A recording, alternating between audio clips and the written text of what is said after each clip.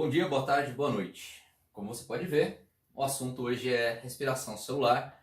Ele parece ser complexo, mas se você pegar o jeitinho e tiver uma base e uma linha de raciocínio, aí você consegue entender. Tem muitos nomes, muitos processos, mas eu vou tentar simplificar ao máximo. Na verdade foi isso que eu fiz, porque esse processo é muito mais difícil do que está representado aí, né? Muito mais complexo, um monte de enzimas, e aqui a gente não vai falar de ação de enzimas diretamente, mas saibam que elas vão participar de todos esses processos aí, na hora de quebra de moléculas, na hora de junção de um íon com uma molécula, tudo isso envolve a ação de enzimas, mas o nosso foco não é falar de enzimas e entender o processo. Que processo? De que maneira que acontece a quebra da molécula de glicose para a produção de ATP. Então é basicamente isso que a gente vai falar.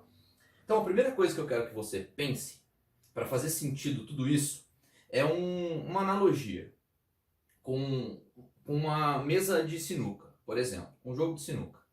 Imagina que você vai jogar sinuca, você está olhando uma mesa assim, aí você está com uma bola branca e você vai bater a bola branca na bola vermelha.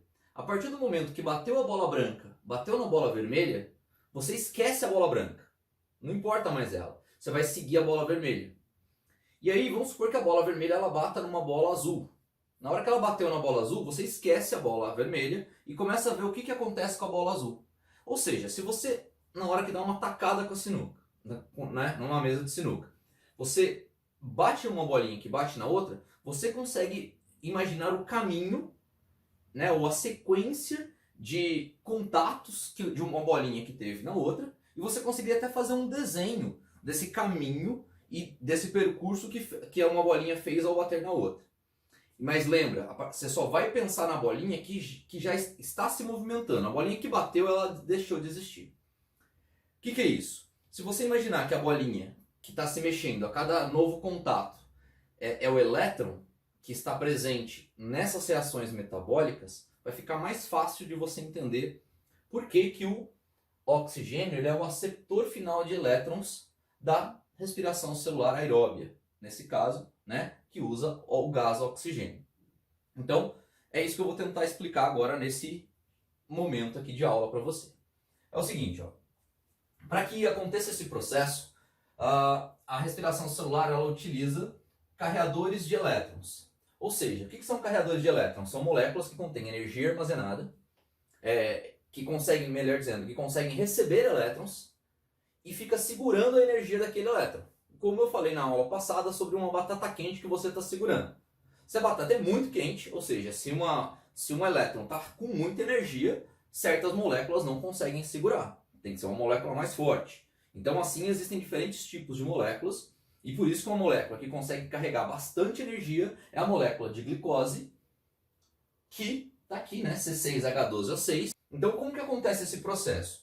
Os carreadores de elétrons, ao longo das reações metabólicas que acontecem, eles vão fazer o quê? Eles vão sofrer a redução. Então, o que é redução? Quando um carreador desse, que é a nicotinamida adenosina dinucleotídeo, o que ela faz? Ela consegue receber um elétron proveniente da quebra da molécula, ou de processos de quebra de molécula de glicose, e ao receber esse elétron, ela se junta a um hidrogênio, a um H+, que está liberado ali naquele ambiente que o NAD está, e ela consegue segurar esse hidrogênio junto com o elétron. Então, ao fazer isso, o NAD se transforma em NADH, e então, portanto, ele sofreu o processo de redução porque ele recebeu elétrons. E quem que oxidou, então, nesse processo? Se ele recebe elétrons. Se a gente está falando de respiração celular e está falando de quebra da molécula de glicose, quem oxidou foi a molécula de glicose. Então, ao longo desse processo, a gente vai ver o quê? A oxidação da molécula de glicose e a redução de moléculas como essas, que são carreadores de elétrons, e para onde esse elétron vai no final desse processo. Qual que vai ser a última molécula formada nesse processo todo. E como que o oxigênio entra nisso. Então, o FAD também é um outro tipo de carreador de elétrons, que ele também vai conseguir armazenar energia, e para isso ele vai precisar se ligar a hidrogênios. Você vai ver que podem ter símbolos diferentes, em alguns livros até. Tem gente que escreve NADH+, NADH2, ou NADH só como está aqui. Na verdade, porque pode ter um outro íon H+ ligado a ele, tá bom? Mas, resumidamente, a gente pode colocar assim, porque né, é muito detalhe para a gente entrar até nisso. É importante a gente entender todo o conceito aqui. Então, o que vai acontecer? Essa energia que está presente aqui nas ligações do NAD com o hidrogênio, ela vai ser convertida em ATP na etapa final, que é a última etapa da respiração celular. E aí então vem a pergunta, né? Quais são as etapas da respiração celular? São 3 etapas principais. No seu livro você vai conseguir ver isso, porém, eu considero importante a gente colocar uma etapa intermediária entre a etapa 1 e a etapa 2, que eu chamo essa etapa de preparação para o ciclo de Krebs. Mas vamos com calma que a gente chega lá. É o seguinte, então, ó. A etapa 1 é chamada de glicólise. Glicólise vem do termo lise, né? Tem o sufixo lise, portanto é quebra da molécula de glicose. Portanto, a quebra da molécula de glicose corresponde à primeira etapa do processo de respiração celular, das 3 etapas principais, e ela vai acontecer no citoplasma da célula. Então é importante você entender onde acontece cada processo. Então, o primeiro, que é a glicólise, é no citoplasma. O segundo, ou melhor dizendo, antes dele, já vai haver uma preparação para o ciclo de Krebs. Então, tanto esse processo quanto o próprio ciclo de Krebs, ele vai acontecer na matriz mitocondrial. Ou seja, é como se fosse no citoplasma da mitocôndria. Tá? E essa etapa 3, que é chamada de cadeia de transporte de elétrons, ela vai acontecer nas cristas mitocondriais. Então, lembra que a mitocôndria ela tem um monte de invaginações, aqui, várias delas, e essas invaginações são chamadas de cristas mitocondriais, e existe uma sequência de enzimas ali que trabalham, de proteínas de membrana, que vão trabalhar para que haja um transporte de elétrons cuja finalidade é produzir ATP. Por que a gente está falando finalidade? Na verdade, o termo correto, né, a gente não seria finalidade justamente porque a gente está falando de processos evolutivos. Todas essas reações químicas aqui, elas aconteceram porque em algum momento surgiu uma molécula que ela conseguiu oxidar, ela conseguiu se quebrar na presença de outra. Então essa reação liberava energia. Se tinha uma outra molécula que conseguia aproveitar essa energia, essa molécula surgiu. Então, ao longo de bilhões de anos, esse processo complexo, né, ele foi se tornando complexo, mas ele começou possivelmente com uma molécula oxidando e outra reduzindo. Só que começou a ter ambientes, lembra que a gente fala que a célula, né, com a membrana plasmática, o citoplasma, ela é um ambiente fechado. Então, a partir do momento que existiram ambientes fechados, em que reações químicas aconteceram lá dentro, elas foram sofrendo o processo evolutivo e se tornando cada vez mais específica. É aquela enzima que se liga com aquela outra, que se liga com aquela substância. Então, a gente está falando de um processo como esse. Então, para ficar simples esse processo, né, para pelo menos ficar mais fácil de entender, a gente divide todo esse conjunto de reações em 3 etapas básicas aí que caracterizam cada uma delas. E assim fica mais fácil da gente organizar na nossa cabeça. Então, o que acontece basicamente? Ó? Na etapa 1, que é a etapa da glicólise, que é essa primeira etapa aqui, vai haver basicamente a entrada de ATP para que a molécula de glicose seja quebrada. Então, 2 ATPs serão fornecidos por uma molécula de glicose. Com isso, a molécula de glicose vai se quebrar. Essa quebra é possível gerar automaticamente 4 ATPs. Como é gerado 4 ATPs? Porque constantemente a gente se alimenta, então a gente tem fósforo no nosso organismo, e a gente tem várias moléculas de adenosina dinucleotídeo, que é o ADP, que eu falei na aula passada. Então, a gente tem um monte de ADP livre no citoplasma. Então, assim que sobra energia, fósforo com ATP, com ADP se ligam e formam o ATP. Né? Então, a gente vai mostrar como isso vai acontecer lá na frente também. 2 moléculas de NADH são formadas. Então, quer dizer que entrou 2 moléculas de NAD aqui, e aí mais hidrogênio. Então, alguém recebeu elétron aqui nesse caso, né? E ela se formou, então ela conseguiu absorver energia nesse processo. E aí, desse primeiro processo, também existe a liberação de gás carbônico. Então, do processo 1 para começar o processo 2, já vai haver, então, perceba, a entrada de ATP, a saída de 4 ATPs, a saída de 2 NADs e a saída de gás carbônico. Um gás carbônico até agora, a gente falou sobre ele, né? Depois a gente vai fazer a conta. Então, olha só, na etapa 2, que é a etapa do ciclo de Krebs, que vai acontecer como eu falei aqui, na matriz mitocondrial, que é esse processo aqui, nessa etapa vai haver a liberação de 2 ATPs, vai haver a liberação de 6 NADH e vai haver a liberação de 2 FADH2. Ou seja, são processos, são etapas de toda a respiração celular em que algumas moléculas são produzidas. Você não precisa se preocupar agora, né, tanto com números. O importante é você perceber que em quantidades, você pensar em quantidades, só para a gente pensar depois nessa resposta. Ó, qual é o saldo final da respiração celular, né? O saldo energético final seria o termo correto aqui.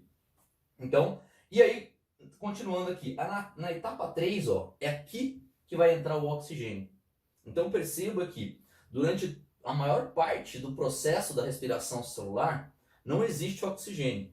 Então é por isso que a gente fala que a primeira etapa, que é a glicólise, que é um processo comum tanto na respiração celular quanto na fermentação, que é a quebra da molécula de glicose, a existência do oxigênio aqui não faz diferença nenhuma. Só que, se para acontecer etapa 2 em diante, tem que ter lá na etapa final o oxigênio para entrar nesse processo final aqui, porque senão a etapa 2 não acontece, a etapa 3 não acontece. E se a etapa 2 não acontecer, vai acontecer só a etapa 1. E se a etapa 1 acontece no seu organismo, qual que é o nome desse processo? Fermentação. E é essa fermentação que vai ser o quê? Vai ser a quebra inicial da molécula de glicose com uma quantidade muito baixa de ATP que vai ser produzida. E isso, um subproduto aqui, forma-se o ácido lático no seu músculo e isso gera aquela sensação de queimação que você tem quando você não tem mais oxigênio suficiente no seu músculo para que ele seja o aceptor final de elétrons para que todas as reações daqui para baixo aconteçam. Então, na presença de oxigênio, o que vai acontecer? A molécula que foi produzida na etapa 1, ela vai conseguir passar para a etapa 2 e ela vai ser quebrada em outras partes. Para isso vai haver liberação de energia e para que o elétron, lembra que eu falei das bolinhas de sinuca? Para que aquele elétron que surgiu aí, que foi liberado a partir da quebra da molécula de glicose com a utilização de 2 ATPs, aquele elétron está fluindo por todas as substâncias. Aquela energia está sobrando, porque a glicose está sendo quebrada. Então, no final do processo, o oxigênio ele vai conseguir receber esse elétron. Então, eu coloquei isso aqui dessa forma, para você entender basicamente o que entra e o que sai desses processos. E eu vou explicar agora na célula, falando no interior dela e mostrando as moléculas, como que a gente interpreta melhor isso aqui. E por que realmente o oxigênio é o aceptor final. Como que todos os FADs e os NADs que são produzidos na etapa anterior, ele entra aqui no processo e como que ele vai a partir dele, né, vai ser convertida a energia em ATP. As energias que estão armazenadas nesses carreadores de elétrons. Tá bom? Então é isso que a gente vai fazer agora aqui, ó. Olha só. Aqui temos a membrana plasmática e o citoplasma. Então, quando a gente ingere alimentos, a gente ingere a molécula de glicose também. A molécula de glicose, na presença de insulina, ela vai entrar na célula. E o que vai acontecer? Assim que ela entrar na célula, enzimas vão estar atuando ali. E para essa molécula de glicose ser quebrada, é necessário duas moléculas de ATP. Então, é como se fosse um investimento. Você tem que investir, gastar dinheiro com alguma coisa, né? Comprar alguma coisa, e depois aquele investimento seu vai dar um retorno para você. Então a célula vê que vale a pena, ela vê entre aspas, né? Ela vê que vale a pena fazer esse investimento. Usa-se 2 ATPs, mas no final do processo a quantidade de ATP é muito grande. Então vale a pena você gastar energia para produzir muito mais. Então é isso que a molécula faz, a célula faz, no caso de respiração aeróbia. Então o que vai acontecer? 2 ATPs vão entrar e vão conseguir quebrar a molécula de glicose. Basicamente, ó, cada fósforo do ATP que vai ser doado, ele vai se ligar a uma pontinha daqui da molécula de glicose. Isso desestabiliza a molécula de glicose, rompe ela aqui no meio e ela se quebra em duas. Então esse processo aqui é o processo inicial, é a primeira etapa da glicólise, que é a quebra inicial da molécula de glicose.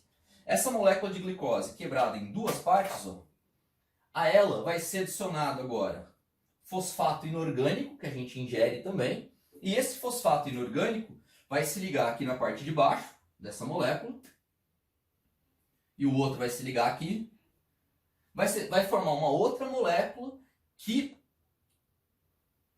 vai ser menos estável, ou seja, ela vai ser mais instável. E essa molécula ela vai se desmanchar. E ela vai continuar ligada ainda em 3 carbonos, só que devido à entrada desse fósforo, o outro fósforo que estava ligado vai sair, o outro também vai sair, e esse fósforo ao sair vai quebrar a ligação química e com isso vai se produzir 2 ATPs aqui. Porque veio um fósforo dessa ponta e o outro fósforo que foi quebrado da próxima molécula que surgiu nesse processo aqui, ele também vai ser liberado. Então, os ADPs que estão livres ali no citoplasma, eles vão conseguir se ligar a esse fósforo com uma energia liberada aqui. É alta, essa energia ela é capaz de ligar esse fósforo e formar o ATP.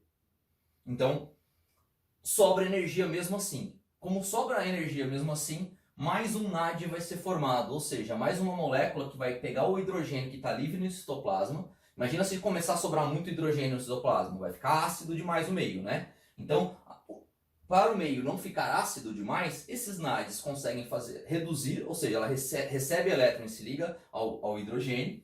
E no final desse processo, dessa primeira etapa, forma-se então 2 moléculas que são formadas por 3 carbonos, que é o ácido pirúvico. E o ácido pirúvico, contendo carbono, hidrogênio e oxigênio, ele vai entrar na mitocôndria. Então, quando ele entra na mitocôndria, a gente fala que acabou a primeira etapa da respiração celular, chamada de glicólise, que é a quebra inicial da molécula de glicose, que é um processo anaeróbio, porque não usa oxigênio até agora, né? E ele é um processo comum tanto à respiração celular quanto à fermentação. Entrando na mitocôndria, a gente vai passar para o processo 2. Vai acontecer o processo 2. Só que, como eu falei para vocês, antes de acontecer o processo 2, tem uma etapa intermediária que é a preparação para o ciclo de Krebs. E o que é essa preparação? É quando essa molécula de 3 carbonos, chamada de piruvato ou ácido pirúvico, ela entra na mitocôndria e ela se liga. Não escrevi aqui.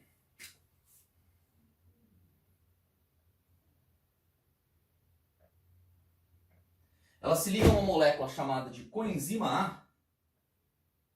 E quando ela se liga a essa molécula, um carbono desses 3 sai, já se desfaz. Então perceba, quebrou mais uma ligação entre carbonos, ligações altamente energéticas. Se quebrou essa ligação, mais energia vai ser liberado. Só que como liberou esse carbono, forma-se então o gás carbônico até aqui. Forma-se também o NADH, porque energia foi liberada. E assim a coenzima A, junto com uma molécula que é resultante do piruvato, que tem 2 carbonos, forma-se a molécula chamada de acetilcoenzima A, acetil-CoA. Qual que é a função dessa molécula? Nesse formato, essa molécula vai ter 2 carbonos. Essa molécula de 2 carbonos, ela vai se encontrar na matriz mitocondrial com uma molécula de 4 carbonos. Uma molécula de 4 carbonos vai se encontrar com uma molécula de 2. Com a ação enzimática, vai se produzir uma molécula de 6 carbonos. Essa molécula de 6 carbonos produzida com a entrada da coenzima A, a ligação da coenzima A com o piruvato, que permitiu a liberação de gás carbônico, e portanto formou-se uma molécula de 2 carbonos, e se juntou com uma molécula de 4 carbonos, formou uma molécula de 6 carbonos, que é chamada de ácido cítrico. Então por isso que a gente fala que o ciclo de Krebs também é chamado de ciclo do ácido cítrico. Porque essa substância formada de 6 carbonos é o ácido cítrico, que também nós produzimos, assim como as frutas cítricas. Tá?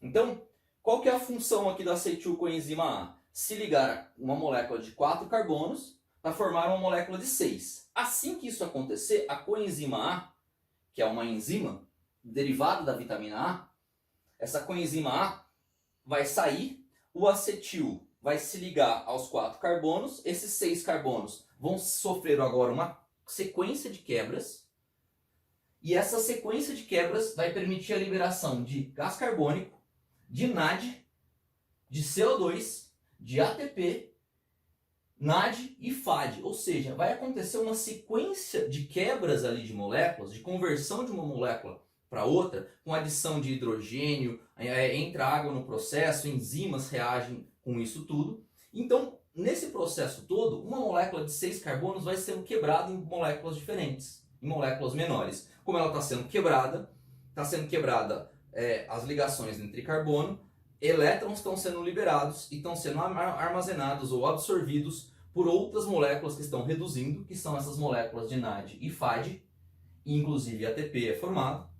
E esse processo, esse ciclo de reações químicas, que começa com a entrada do acetil-CoA, de 2 carbonos mais 4 carbonos, formando o ácido cítrico, esse processo é chamado de ciclo de Krebs. Porque quem descobriu que esse processo acontece na célula foi um cientista chamado Hans Krebs. Beleza. E daí que esse processo aconteceu? Esse processo, ó, lembra que eu falei que o que vai acontecer nesse processo aqui, que é o processo 2, vai ser a liberação de substâncias, e essas substâncias vão ser usadas no processo final, que é a cadeia de transporte de elétrons, que acontece na crista mitocondrial, e que vai conseguir converter toda a energia que foi absorvida pelo NAD e pelo FAD, vai converter em ATP. Então é isso que a gente vê agora. Perceba então que da glicólise sobrou NAD, sobrou ATP, NAD e ATP.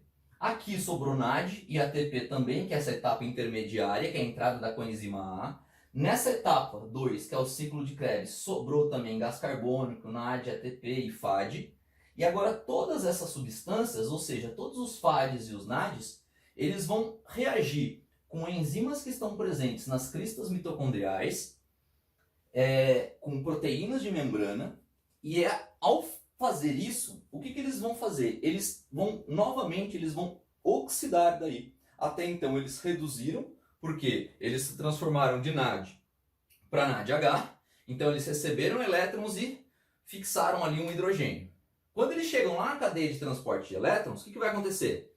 Eles vão liberar esse hidrogênio e vão liberar o elétron.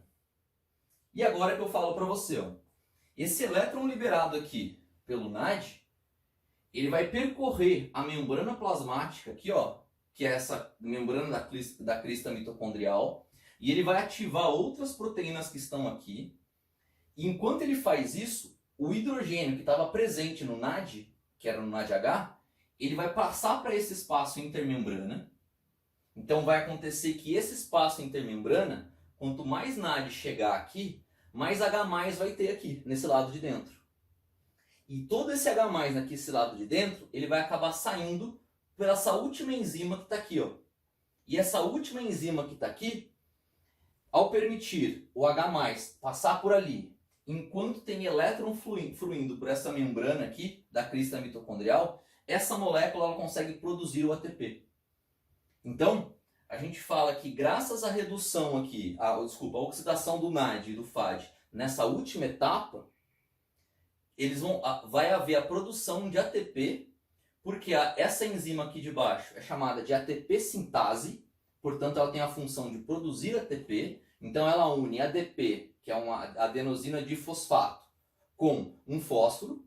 Ao unir, ela forma o ATP, que é uma molécula altamente energética. E por que ela consegue unir? Porque tem elétron fluindo aqui. Então esses últimos elétrons aqui vão ser capazes de formar o ATP, só que ainda assim sobra elétron, sobra energia nesse processo final. E esse elétron que sobra, se ele fica livre no citoplasma ou na mitocôndria, ele vai reagir com outras moléculas e ele pode degradar moléculas e enzimas. Então esse elétron não pode sobrar. Então é nessa hora que o oxigênio entra, ele se liga ao elétron, o elétron se liga a esse oxigênio, chega nesse oxigênio, consegue fazer com que o H+, que saiu desse espaço intermembrana, passou por dentro da ATP sintetase aqui, e saiu na forma nesse íon H+, quando ele se encontra com oxigênio, ele vai formar água. Então a formação da água aconteceu porque houve um elétron aqui. Tchan! Então, como você pode perceber, deu um probleminha no final da gravação e o que eu expliquei nesse finalzinho aqui, nesse 1 minuto final, acabou não sendo gravado, infelizmente, depois que eu percebi que eu apaguei a lousa, e agora eu vou só adaptar esse finalzinho aqui, tá bom? Então, vamos retomar aqui. A água então produzida, ó, ela foi produzida na respiração por quê? Porque todo o elétron e toda a energia que foi sendo liberada, ela foi sendo captada para a formação de ATP, para a formação de NAD e formação de FAD. Tanto o ATP quanto o NAD, eles são formados desde a primeira etapa já, desde a glicólise e depois no ciclo de Krebs. Só que o FAD, ele também é produzido no ciclo de Krebs, que é o último ciclo, que é, né, a segunda etapa ali, que corresponde ao ciclo do ácido cítrico, como está representado aqui. Então, como você pode ver, essa reação é uma reação em que um composto de 4 carbonos se liga a um composto de 6 para que esse composto de 6 seja quebrado. Aí você pode me perguntar, mas poxa, a glicose não tem 6 carbonos? Por que precisa de tudo isso para desmanchar, formar isso aqui e voltar a formar um de 6? Só que esse composto de 6 carbonos não tem o mesmo tipo de ligação estrutural que a glicose. Então a quebra dessa substância é muito mais simples, envolve várias enzimas, mas o nosso organismo sabe fazer isso. As nossas células e as nossas enzimas conseguem fazer essa reação. E ao fazer isso, então, eles vão permitindo a quebra de carbonos, portanto, liberando gás carbônico, até que essa molécula se transforme numa de 4 carbonos e através de algumas mudanças estruturais, com a ação de enzimas, de hidrogênio que entra e sai nesse processo todo, essa molécula volta a formar o ácido oxalacético de novo, que é o mesmo que fez parte desse ciclo inicialmente, que entrou na reação, foi convertido em outra molécula, mas depois ele volta a formar. Então por isso que a gente fala que é um ciclo, porque é uma substância que ela aparece na matriz mitocondrial, por exemplo, num determinado momento, depois ela some. Ela aparece, depois ela some. Né? Da onde que ela some? Por que ela some? Porque ela reagiu com o acetil com a enzima A. E aí formou o ácido cítrico. E depois ela foi formada novamente. Né? Então a gente não precisa se preocupar, né, com essas substâncias, succinato, fumarato, malato, que são nomes muito complexos que não vêm ao caso agora para a gente gravar, e você não precisa, né, diante dessa complexidade dessa matéria, pensar até nisso aqui. Você tem que pensar sim na quantidade de energia produzida. E essa quantidade está onde então? Ela foi armazenada nessas moléculas. E como que se tira a energia delas? Do ATP a gente consegue usar para todas várias reações metabólicas, só que essa aqui a gente precisa converter em ATP ainda. Então, onde que é convertido em ATP? Na cadeia de transporte de elétrons, onde tem várias proteínas aqui e enzimas, que é o assunto da próxima aula, que isso aqui vai ser detalhado aqui, tá? Para você entender como que funciona esse processo.